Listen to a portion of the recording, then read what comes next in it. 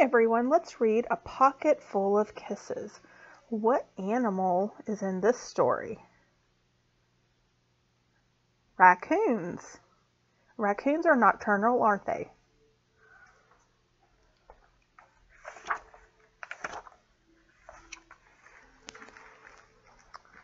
Chester Raccoon sat in the hollow of a tree stump and pouted.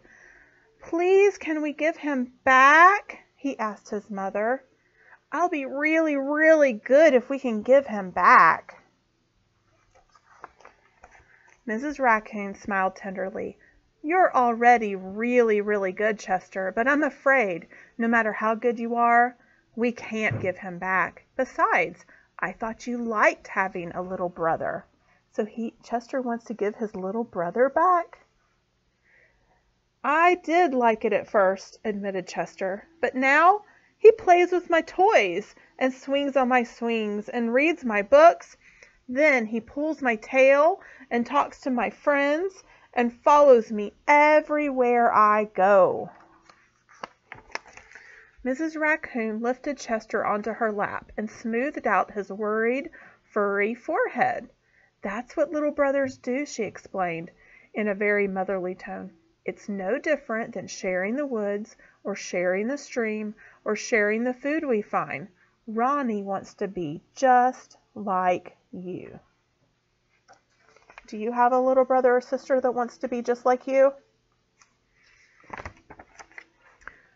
Mrs. Raccoon placed Chester on the ground and smiled at him with the soft, loving eyes he knew so well. "I think someone needs a kissing hand," she said in a voice that was warm and inviting. She took Chester's hand in her own and spread open his tiny fingers into a fan. Leaning over, she kissed him right in the middle of his palm. Chester felt the warmth of that kiss rush from his hand up his arm and into his heart. And when he pressed his hand to his cheek, he could hear his mother's words in his head. "Mommy loves you. Mommy loves you." Chester grinned so wide the tips of his silky black mask crinkled upwards. Even his cheeks flushed to a primrose pink.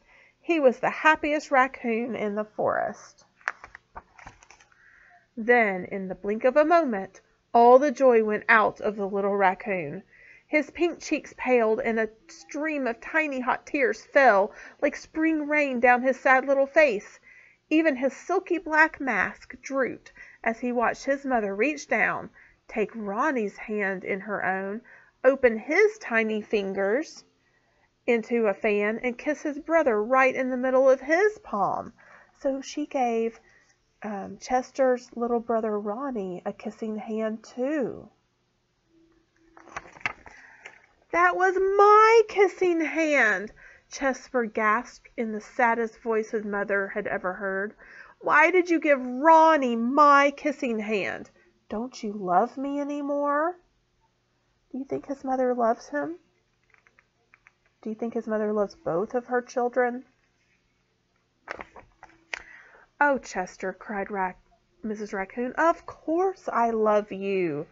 Then how come you gave the baby my kissing hand?" asked Chester. Mrs. Raccoon gathered Chester up in her arms and gave him a great big comforting hug.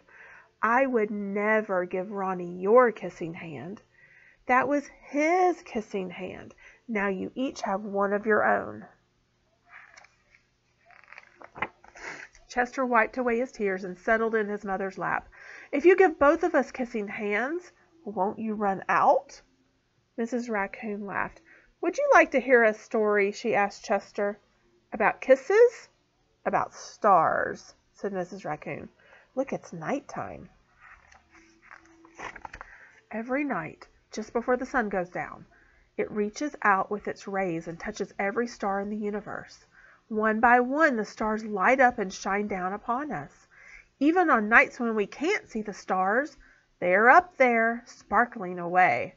No matter how many stars fill the sky, the sun will never run out of light, and its rays will never stop reaching out.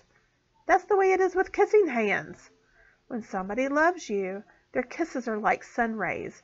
there always there and always shining, no matter how many kissing hands I give you and Ronnie, I will never, ever run out. But you are right about one thing, Mrs. Raccoon told Chester. Ronnie's big brother widened his eyes and looked surprised. What's that? You are the big brother, and that deserves something extra special. Mrs. Raccoon put Ronnie on a swing, then took Chester's right hand in hers and spread open his tiny fingers into a fan. Leaning over, she kissed him right in the middle of his palm. That kiss is for your pocket, she told him. Take good care of it and keep it as a spare. You never know when a big brother might need a little extra care. Chester hugged his mother and romped away, saying, I love you too.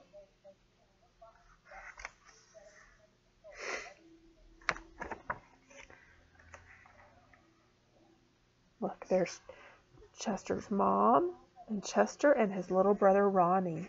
And then there's some deer. It's nighttime, so these are animals that are out at night. And look, Chester and his little brother are playing. The end.